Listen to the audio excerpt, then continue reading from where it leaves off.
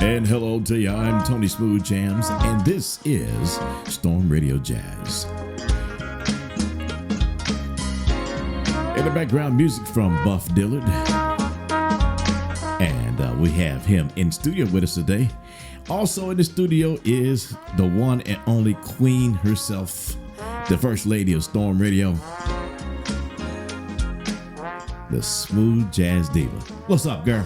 Hey, what's up, Tony? There you go. You all in the house. Hey. You went all the way down in there. You trying to take my job.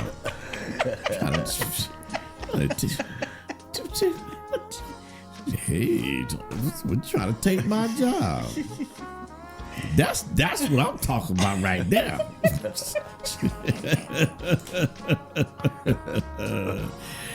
Oh man, this is a crazy day already so far. But introduce the guest that we have in the studio with us. Okay, Tony. So the guest that we have today is a native of Greenville, South Carolina. Currently lives in Charlotte, North Carolina. I ain't gonna hold it against him.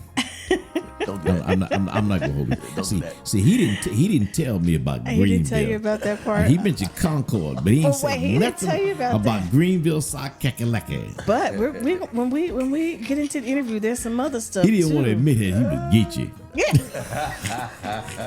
But this artist comes from a musical family, and we'll talk about that. Two of his family members are Grammy Award artists. He himself is a Grammy considered artist, which is amazing. Absolutely love his music, and we're going to get into that. But let me introduce to you Mr. Buff Dillard. Hello. How's everybody doing out there? I hope you're doing great. I'll answer that for you. Now, Buff, you was born in Greenville. Born in Greenville. I'm a native of Greenville, South Carolina. Okay. Yes, sir. Okay. And of course, I know Greenville, South Carolina. I've been down through there a few times. But, Okay. Matter of fact, which college is in Greenville? Furman? Furman. I knew that's the one you was talking about. Yeah. And so yeah.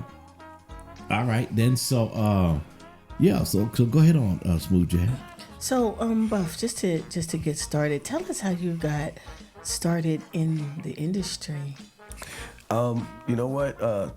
You want me to go back to like the very beginning? Because it started when I was pretty much right out the womb. I'm gonna be honest with you.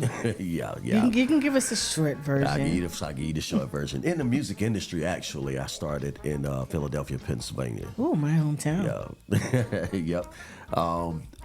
Graduated from Martin Luther King, but while I was attending Martin Luther King High School, I got a chance to perform and study with some very, very important jazz artists and groups in the industry. Count Basie's band, Pieces of a Dream.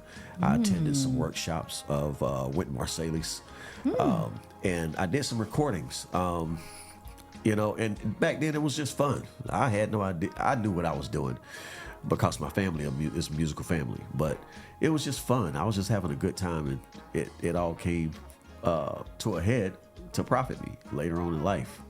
Now you have two family members that are Grammy Award winning artists, and who are they? Mose Dillard, my uncle, one of my dad's brothers, and Uncle Daniel Dillard.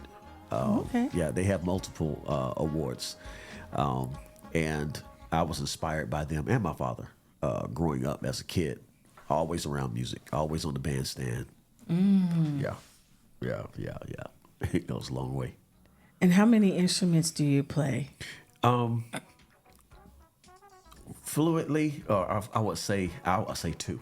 There's really more. I mess around with synthetic soundboard, keyboard. But play drums, a little bass, not enough to get on stage with anybody. I'll stay in the studio on that. Thank you. But Sound like me. I tear bass up, not on stage. No. I don't want that smoke. It's too many out there right now. Yeah.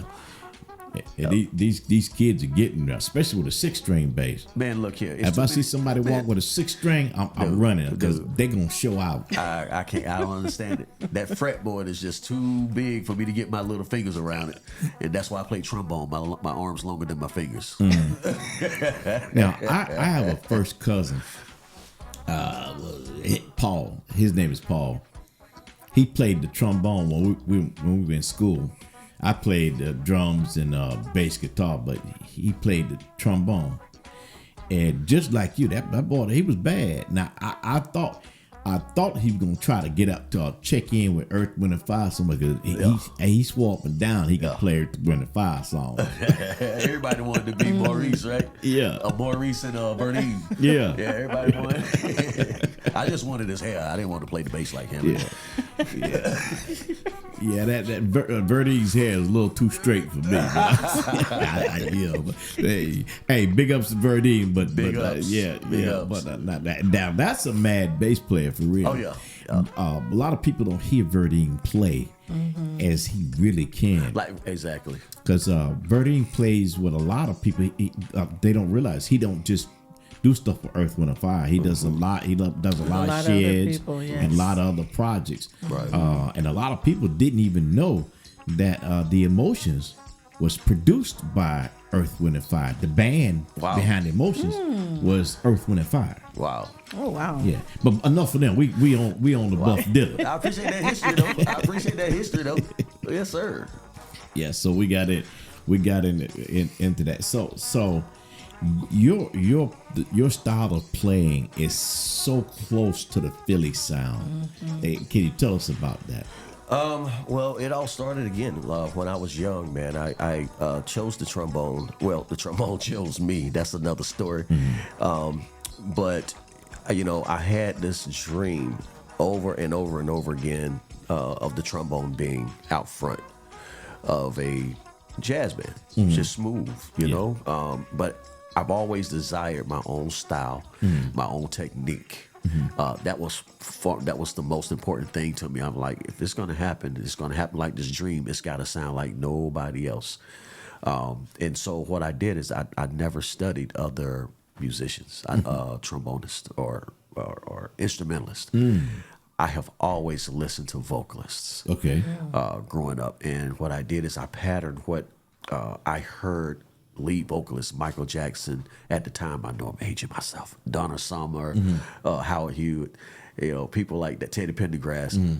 I mimicked their voices and manipulated the trombone to sound like their voices and what they were doing in the melody. Okay. Which gave me a little bit of my style. Okay. But then I went on to master the tone and the smoothness. Yes. Because a lot of instrumentalists, they play a lot of notes. They do a lot of riffs. Yeah. Especially if they got a lot of buttons to push. Unfortunately, you don't have buttons on the trombone. You got 6 positions. Well, That's right. That's right. No, there's no buttons. It's a slide. No buttons, bro. I almost There's no buttons. told myself bid. Now ignite. Now do the trumpet. Now, right. No, this the trumpet's granddaddy here. Yeah. So there are buttons on the valve trombone. Yes. But that's not what I play. That's not my instrument. You played the slide. I played the slide trombone, 6 positions, and it just became a part of me. And people ask me all the time in interviews on radio, TV, how do you know where to go? Man, I can't tell you how I know where to go. It's a gift, and I've been playing the trombone since I was 5 years old, and it just became a second part of me. Wow. Like Michael Jackson's song, "You Just Another Part of Me." Yeah. Well, you sing too. We're going to talk about that. Oh my Lord. Okay, yeah, we try. Now, recently you did a gospel event, because I remember seeing a pop up on Facebook. Yeah. With a gospel event, because we have a gospel station here at Storm. Oh, too. okay. Well, Okay. actually, we have 2 gospel stations. Okay. One's on iHeart and the other is not. Okay. It used to be, but the hip hop gospel is taking off to a whole new space. So tell me about it. I had to go along with it. So, Well, I'm gonna tell you, Tony. I really, I can't say I didn't want to do it. I didn't think I fit in that at that event. But the promoter continued to call me, and she said, "Well, I'm going to go check out your bio, and then I'll call you back." She called back in 24 hours. She said, "I need to have you." Now, mind you, it's always been gospel jazz artists that they've had at this event, and it's a single mingle jazz lounge, and they move around from place to place around Charlotte. Oh, okay. And I didn't know it was big, but it was pretty big. Yeah, because it definitely got to me. So right, all the way over here, here in Hawaii. So I'm like, and at that time, Smooth Jazz Diva didn't even mention you. Okay. So when she told me your name, I said, "Oh yeah, I just was that dude was listening to his music because of the gospel side." Yeah. And then so I was like, yeah, I know exactly who it is. She said, "Well, he'll be here tomorrow." I was like, "Stop." Yes, she got me. Hook, line, sinker. Yes. Hook, line, sinker. Yes. Yeah. So what was it like, growing up in that household full of music? I believe you said your dad was a pastor. My dad was what they used to call back in the day rock and roll saxophonist. Rock and roll. That's back in the 50s, 60s. Yeah, that's in the 50s, 60s. But yeah, he played saxophone professionally. All his brothers, all of them, But Dad, he before becoming a minister, he played with James Brown, Tina Turner, Otis Redding. Wow. And those were the highlight. Now he played with his brother's band as well, which Peebo Bryson was a part of that band.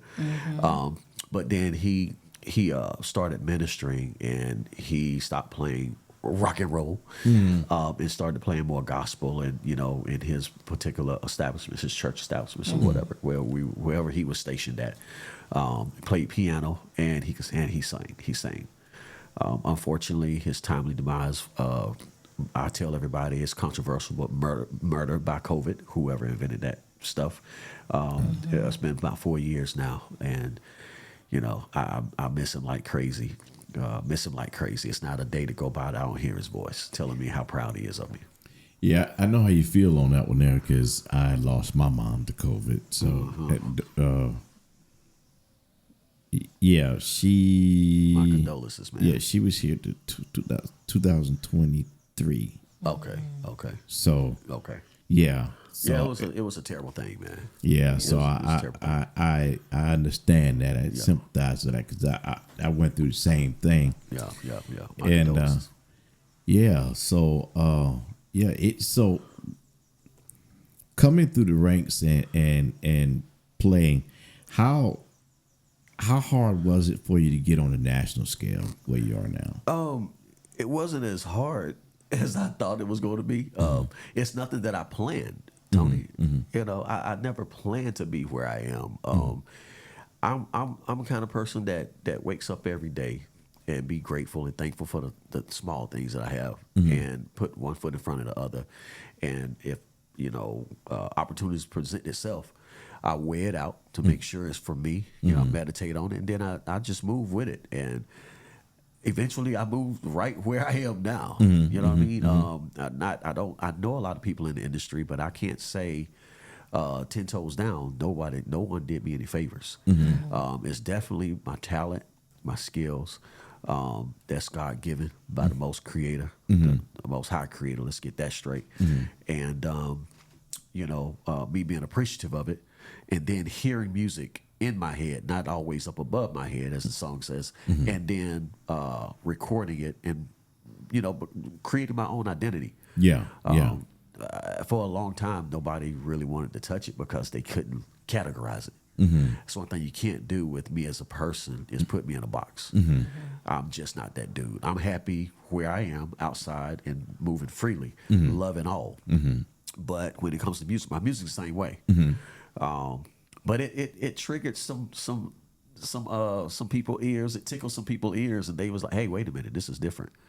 This is really smooth. It's relaxing. It's therapeutic. We can go somewhere with this. Let's see if he can use our help." And some people I allowed, and the tricksters I didn't. Okay. Well, let's let the listeners listen at just what you're talking about. Sure. And we'll be right back right after they get to listen at your music. Awesome.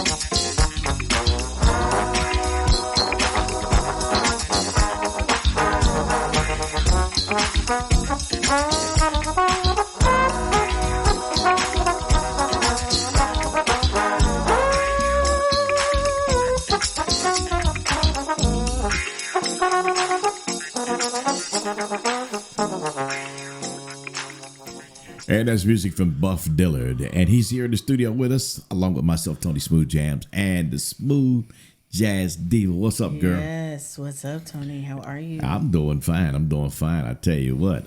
We are lucky to have Buff here today. Of course, of course. Glad to be but here. you on the road. We had two artists in studio this week Yes. alone. Yes. two national artists. And Yes. Wow. I'm impressed. I'm impressed. I'm going to put your picture on the wall soon later. I'm gonna have to take Sister Afro down and put you up there. I might have to kick Cujo out the house at that time. No, can't do that. He think he Can't kick. his joker's laying right behind me right now. You cannot kick. At least he's Cujo not out. snoring on the show today. He owned the spot. Oh man, the other day, I'm like, and he was way over there. I'm like, I hear, is that Cujo? Sound like a grown man. Well, he 110 pounds, so Yeah, he's a big dog. he's a big dog, big dog. Well, Buff, we are so glad to have you in the studio here, Glad to be here. with us today. Now, prior to our little musical break, we were talking about your father, Yeah, right. and he's down here looking down Oh, at you he's definitely and with me. smiling, Yeah, he's from with that. ear to ear. Now, one of the songs that you wrote Yeah. is one of my favorite songs that you wrote for your father. Right. And it's entitled Love is Real. Why don't you tell us about that? Sure will. My dad, Henry Franklin Dillard the first, aka Apostle Dillard. He passed away, as I mentioned, of COVID, complications from COVID. But our relationship growing up, because he was a minister in the church, Apostle Dillard. Apostle H.F. Dillard. Don't start. Don't start. Don't start. Hold that thought. So, because a lot of he was very, very, very well known, very well known, in and out the organization, but his church organization. But he and I, because of the church, we didn't get the normal father-son relationship going, because he was not able to come and do a lot of things. He was always a high clergyman and taking care of the members and the organization. But as I got older and I started my career back in 84, he didn't approve of it at first. He really didn't want me to get into the music industry, but that's only because of back in his time, rock and roll, as I spoke about, it's a total different thing. Yeah, and he was hard against that too. He was very hard against it because he was there. Yeah, that's why he lived that life, but he didn't understand that time have changed, music industry has changed, genres is totally different than what I do, totally different than what they were doing back then. He and his brothers. So, but once he found out, he was very proud. He always told me how proud he was, how much he loved me, and that meant the world to me. That's something I really didn't get to hear growing up like that. Just didn't, man. And y'all know how it is in our culture. Yes. If you're not hard, you ain't a man. So, but anyway, once he started, we became closer. So I dedicated the song to him. It took me a minute to get the lyrics together, but thinking about him and his relationship, the relationship that we had, the lyrics started to fall. And it's just about how real love is. And a lot of times we don't know until we know. Yes. And so that's what that song is about. Love is Real is about Pops, man. And it's a beautiful song. Everybody loves that song. It is a beautiful song. It's one of my favorite songs. Thank you. One of my favorites, Really along with appreciate your other songs.